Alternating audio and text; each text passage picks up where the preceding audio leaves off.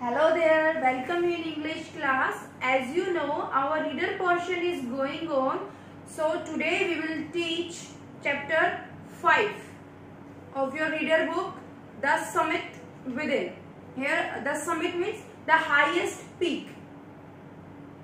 Basically it depends on the Everest mountain. Summit means the highest peak of the mountain. But here within means your inside, your spiritual or your mentally peak in your mind, that you will get touch the higher peak. मतलब जैसे कि आपके अंदर आपने कोई imagination कर रखी है कि मुझे आपका जो गोल है, वो टारगेट है आपका, वो हाईएस्ट पीक है और उसको आपको अचीव करना है. So the summit with in. Before you read, Major H.P.S. Ahluwalia was a member of the first successful Indian expedition to Mount Everest in 1965. Major H.P.S. Ahluwalia जो थे, वो मेंबर थे उस सक्सेसफुल इंडियन टीम के expedition a journey undertaken by a group, कि एक ऐसी journey जो कंप्लीट की जाती है एक ग्रुप के द्वारा, not a single person with a group. तो एक ग्रुप के थ्रू जब आप एक इस जर्नी को कंप्लीट करते हो उसको बोलते हैं एक्सपेडिशन टू माउंट एवरेस्ट इन 1965. तो जो मेजर आलूवालिया जो थे वो 1965 के अंदर माउंट एवरेस्ट पर जाने वाले ग्रुप के एक मेंबर थे जर्नी के. How did he feel when he stood on the highest point in the world. उनको कैसा फील हुआ था जब वो वर्ल्ड के हाईएस्ट पीक पर, यानी कि सबसे ऊंची चोटी पर खड़े थे. तो let us here his story in his words. तो चलो हम उनकी कहानी को जानते हैं उन्हीं के शब्दों में. दैट मीन्स ये जो स्टोरी है ये मेजर आलूवालिया के द्वारा खुद से बताई हुई है, लिखी हुई है. Climbing the summit and then the more difficult task of climbing the summit within. यहाँ पे 2 स्टोरीज है, मतलब सिंगल स्टोरी है लेकिन उसका डबल मीनिंग स्टोरी है ये. एक तो वो कि जब हाईएस्ट पीक के ऊपर वो पहुंचे, वहां तक का स्ट्रगल उनका जो था कि कैसे क्या ऑब्स्टिकल्स उनके रास्ते में आए, क्या स्ट्रगल उन्होंने किया उस माउंट एवरेस्ट की हाईएस्ट पीक तक जाने के लिए. और एक इंटरनल उनके अंदर जो चल रहा था, मतलब वो अपने इमोशंस के साथ और अपनी टायर्डनेस के साथ इमोशनली वो कैसे अपने आप से लड़ रहे थे और वो अपने उस समिट को, उस हाईएस्ट पीक को कैसे अचीव कर पाते इंटरनली जो उनके अंदर था. तो ये स्टोरी है उनसे. So now we start our chapter.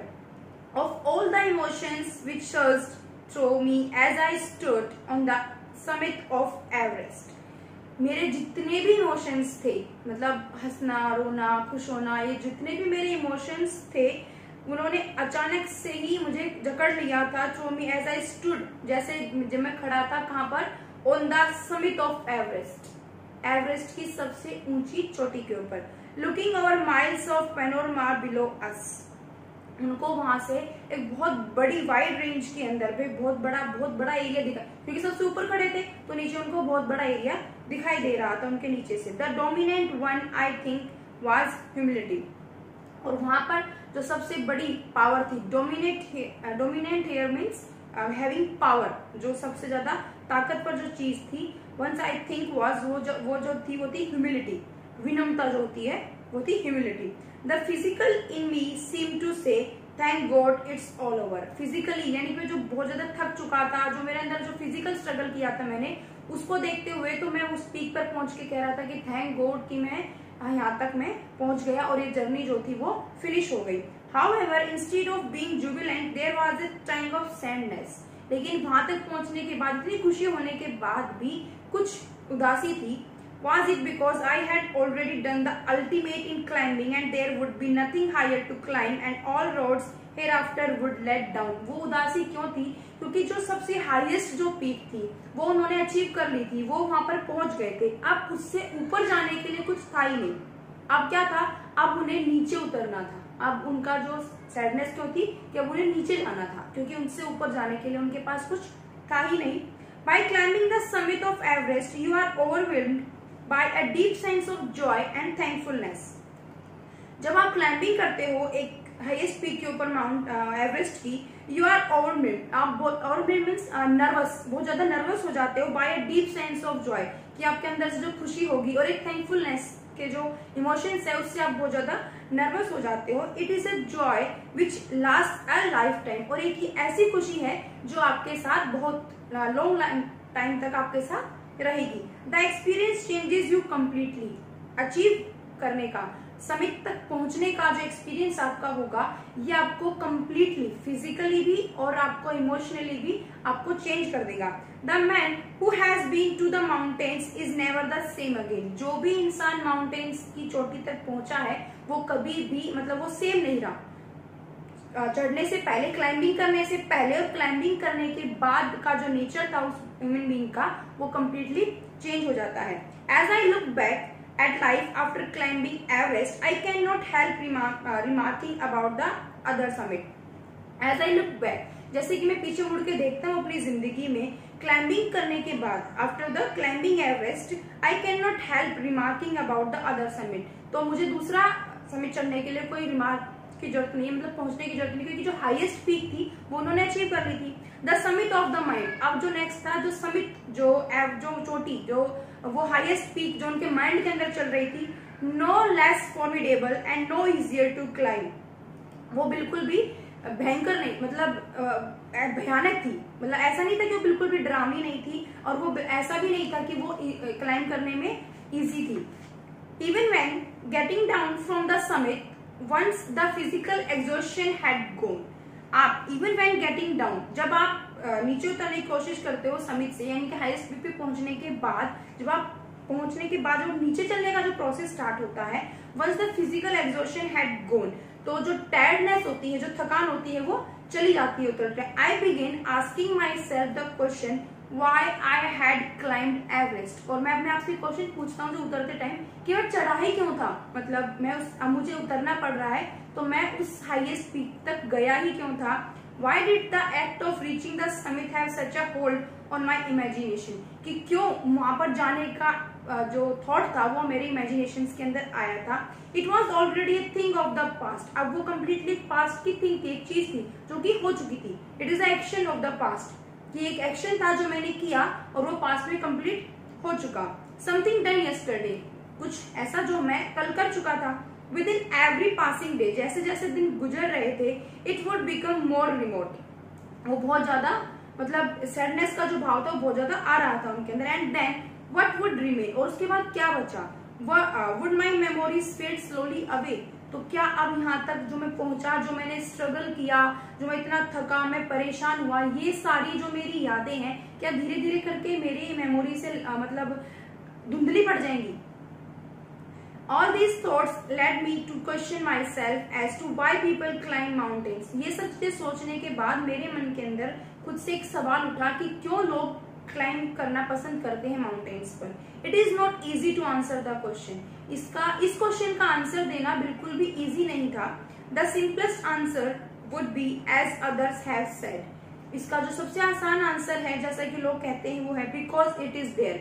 क्यों? क्योंकि यहाँ पर है, माउंटेन्स यहाँ पर है तो इसलिए हम उसको क्लाइंब करते हैं। इट प्रेजेंट्स ग्रेट डिफिकल्टीज, वो प्रेजेंट करते हैं बहुत ज्यादा मुश्किलों को। And man takes delight in overcoming obstacles, और इंसान को, एक ह्यूमन बीइंग को खुशी मिलती है ऑब्स्टिकल्स को पार करके। The obstacles in climbing a mountain are physical, किसी भी माउंटेन को क्लाइंबिंग करने का जो प्रोसेस होता है उसमें इंसान फिजिकली ज्यादा थकता है। A climb to a summit means endurance, persistence and will power. किसी भी क्लाइंबिंग के लिए तीन चीजें बहुत इंपॉर्टेंट होती हैं। एंड्योरेंस मीन्स योर आपका जो कह सकते हैं पजेसिवनेस, धैर्य जो होगा आपका, and then persistence your firmness, यानी कि आपकी जिद जो होगी वो, एंड विल पावर, और आपका आत्मविश्वास। So the demonstration of these physical qualities is no doubt exhilarating as it was for me also. So the demonstration of these physical qualities, और ये जो तीनों चीजों की जो क्वालिटी है इसमें कोई संदेह नहीं है कि ये आपको खुशी बहुत ज्यादा एक्साइटेड कर देंगी, as it was for me also, और इन्हीं तीनों चीजों ने मुझे भी बहुत ज्यादा एक्साइटेड किया था। I have more personal answer to the question, वो जो उन्होंने क्वेश्चन पूछा था कि लोग जाते ही क्यों है माउंटेन के ऊपर, तो उनका उनके पास खुद का एक पर्सनल आंसर है। फ्रॉम माई चाइल्डहुड, अपने बचपन से ही मैं I have been attracted by mountains, मैं माउंटेन से बहुत ज्यादा आकर्षित था। आई हैड बीन मिजरेबल, मैं बहुत ज्यादा उदास था, लॉस था, खो दिया था मैंने उनको, व्हेन अवे फ्रॉम माउंटेन्स, जब मैं उनसे दूर चला गया था। इन द प्लेन्स, माउंटेन से और एक प्लेन एरिया के अंदर जब मैं चला गया था। Mountains are nature at its best, mountains प्रकृति का सबसे सुंदर जो थिंग कहोगे वो है। Their beauty and majesty pose a great challenge, और उनकी जो मौजूदगी है, वो उनकी जो सुंदरता है वो एक ग्रेट चैलेंज आपको देती है। एंड लाइक मैनी, और उसके अलावा भी बहुत कुछ, I believe that mountains are a means of communion with God, मेरा पर्सनली मानना है, मीन्स मिस्टर आलूवालिया का मानना है कि माउंटेन्स पर चढ़कर और गॉड से कम्युनिकेट करना बहुत इजी होता है, इसलिए भी उनको माउंटेन्स पर जाना अच्छा लगता था। Once having granted this, the question remains, why Everest? अब ये चीज का आंसर मिल गया कि माउंटेन्स ही क्यों, लेकिन दूसरा क्वेश्चन पुट अप होता है कि एवरेस्ट ही क्यों? कि माउंटेन क्लाइंब करना ठीक है, अच्छी आपने चूज किया कि आपको ऐसा लगता है कि गॉड से वहां पर कम्युनिकेट हो पाता है, लेकिन आपने एवरेस्ट को ही क्यों चूज किया? Because it is the highest. क्यों चूज किया? क्योंकि वो सबसे हाईएस्ट है, the mightiest and has डिफाइड many previous attempts, और सबसे ज्यादा पावरफुल भी है। पावरफुल क्यों है? क्योंकि कई लोग उसको अटेम्प्ट कर चुके थे वहां तक चढ़ने के लिए, लेकिन जो सक्सेस नहीं हो पाए थे।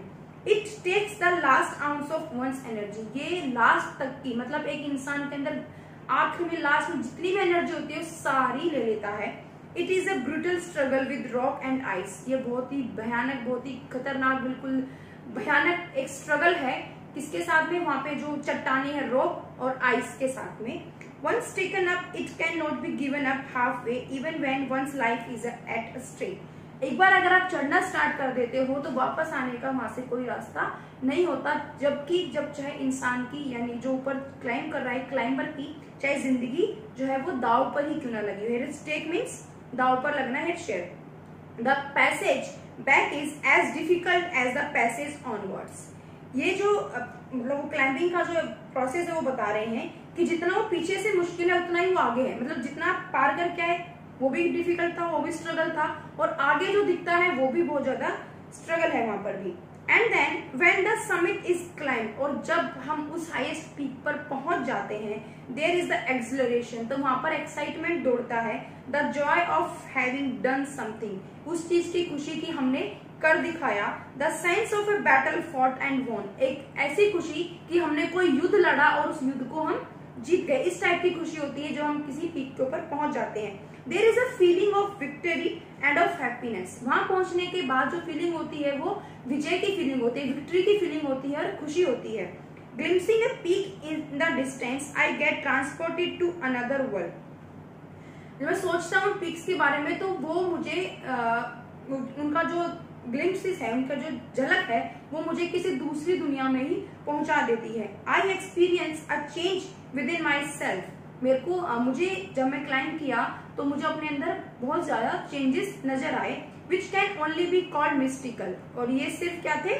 स्पिरिचुअल थे। ये चेंजेस क्या थे? स्पिरिचुअल थे, मतलब फिजिकली कोई चेंजेस नहीं आए, टायर्डनेस थी जो एक टाइम के बाद आप जब रिलैक्स हो जाते हो तो टायर्डनेस खत्म हो जाती है, कि आपने बहुत मेहनत वाला कोई काम किया तो आपकी बॉडी की एनर्जी फिनिश हुई, वो पूरी एनर्जी आपने उस काम को करने में लगा दी तो आप थक गए। लेकिन जब आप अच्छा खाना वगैरह खाते हो, रेस्ट करते हो, प्रॉपर रेस्ट करते हो, तो आपकी वो जो टायर्डनेस थी वो फिनिश हो जाती है। लेकिन ये जो चेंजेस की बात करें, जो एक्सपीरियंस चेंज उन्होंने फील किए हैं वो है स्पिरिचुअल है, जो आत्मिक उनके अंदर इंटरनल जो चेंजेस हुए हैं वो उनकी बात कर रहे हैं। By its beauty, aloofness, might, ruggedness and the difficulties encountered on the way, और वो उसका रीजन क्या था? स्पिरिचुअल चेंजेस जो थे उसका रीजन क्या था? एक तो उन माउंटेन्स की ब्यूटी, दूसरा अलोफनेस मतलब सेपरेटनेस, वो सबसे अलग थे, अलग उनका, माइट पावरफुल, रगडनेस उनकी जो रफनेस थी, रगडनेस मीन्स खुरदरा, रफनेस,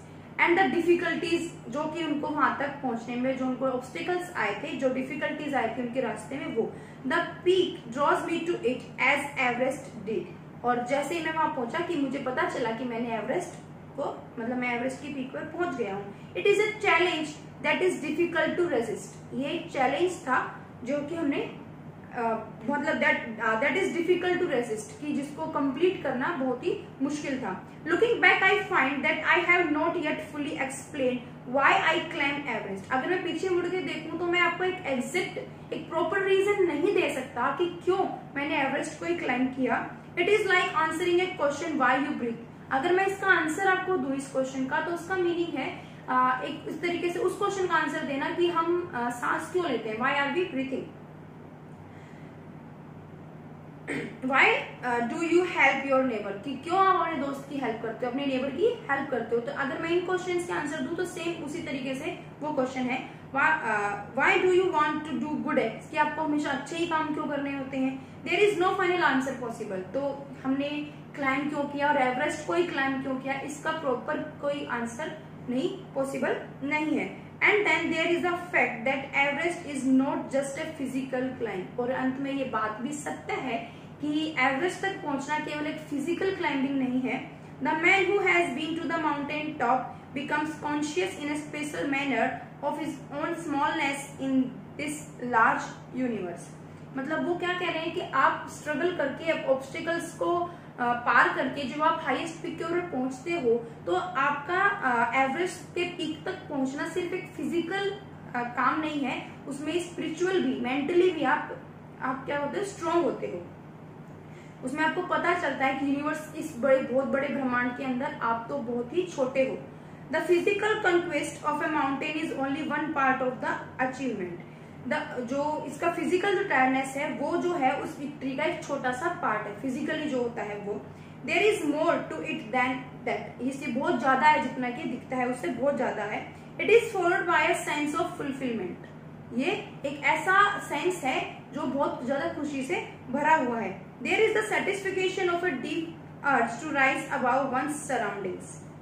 ये आप जब एक पीक पर पहुंच जाते हो तो एक आपको रिलैक्स मिलता है कि आपने आसपास के आप एक बहुत गहरी सांस लेते हो. And to rise about one surroundings, कि आपके आसपास में जो आप देखते हो कि आप हाईएस्ट पर हो, तो आपको एक अजीब सी सेटिस्फिकेशन मिलता है. It is the internal love for adventure in man. ये कब होता है, क्यों करता है इंसान, कि जब उसका एडवेंचर्स के साथ उसका लगाव होता है.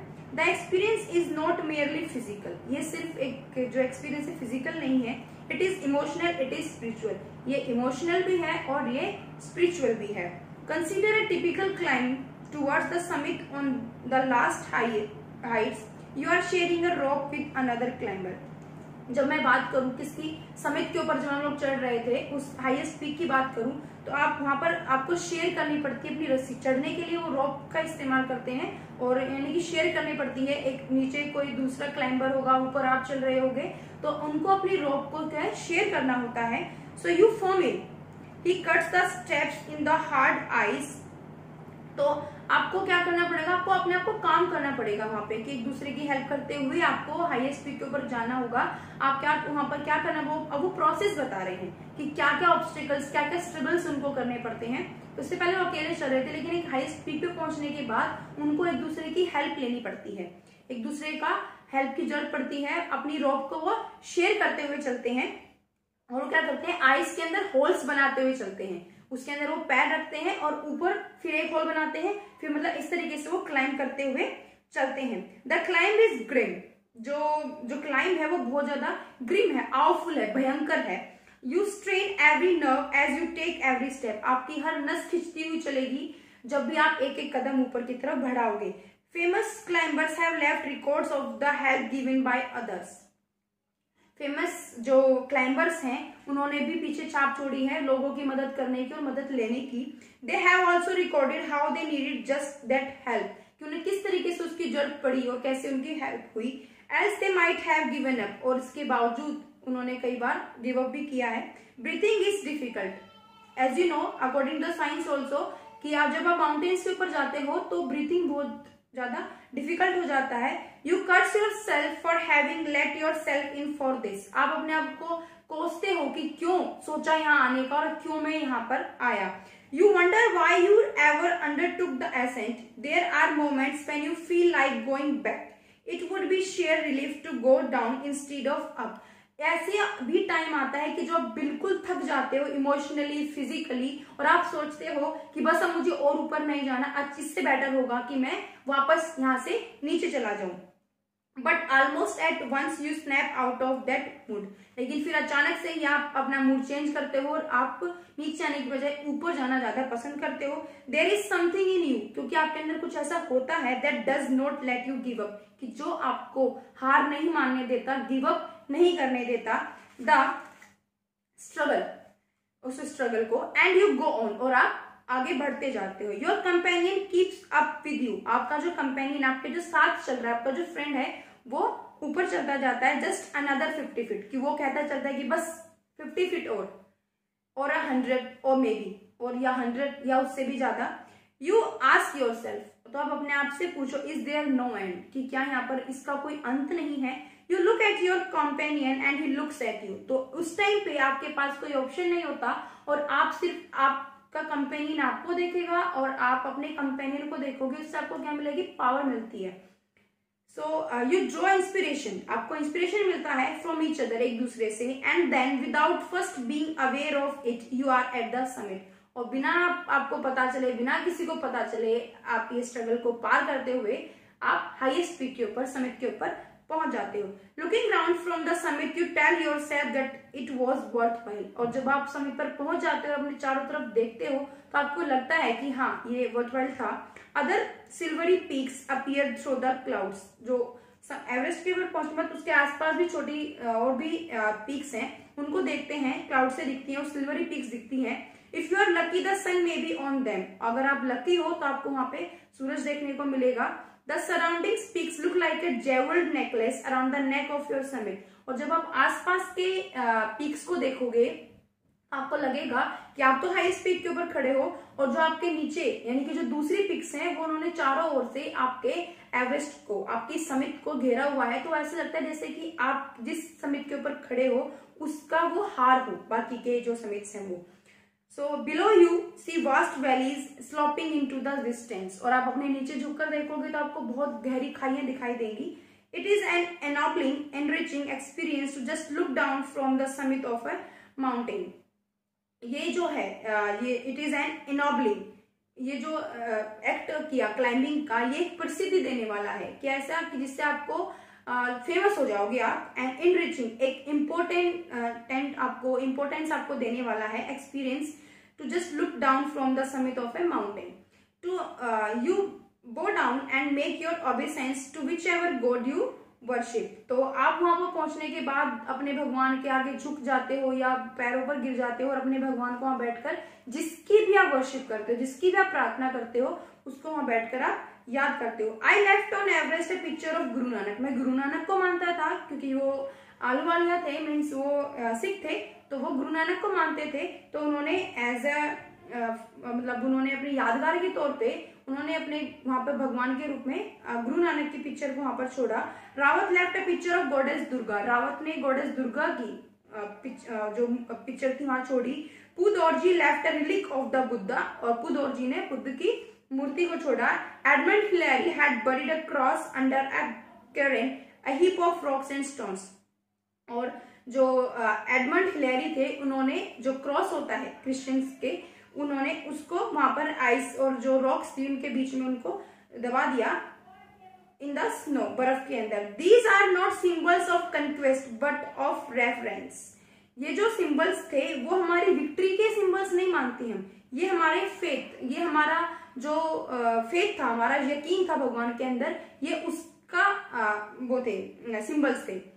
The experience of having climb to the summit changes you completely, जो एक्सपीरियंस है आपका समिट को कंप्लीट करने का, ये आपको कंप्लीटली चेंज कर देता है। देयर इज अनदर समिट, इसके अलावा भी एक समिट है। It is within yourself, जो कि आपके अंदर होता है। It is in your own mind, और आपके अंदर दिमाग के अंदर होता है। Each man carries within himself his own mountain peak, हर इंसान के पास खुद का एक पीक होता है, एक ऊंचाई होती है। He must climb it to reach to a fuller knowledge of himself, और वो वहां तक पहुंचने के लिए सारी कोशिश करता है, पूरी जानकारी प्राप्त करता है, पूरी नॉलेज रखता है। इट इज फियरफुल, वो भयानक है, एंड अनस्कैमेबल, और जिसकी ऐसा होता है कि जिसकी चढ़ाई असंभव, क्योंकि इमेजिनेशन तो आप कुछ भी कर सकते हो, तो वो जो है अनस्कैमेबल मीन्स इनसिग्निफिकेंट होता है, जिसकी चढ़ाई करना बहुत मुश्किल होता है। It can not be climbed by anyone else, जिसको और कोई भी क्लाइम नहीं कर सकता। You yourself have to do it, सिर्फ आप ही अपने उस पीक को, अपने अंदर वाले माइंड के अंदर जो पीक है उसको आप ही पूरा कर सकते हो। The physical act of climbing to the summit of a mountain outside is akin to the act of climbing the mountain with in.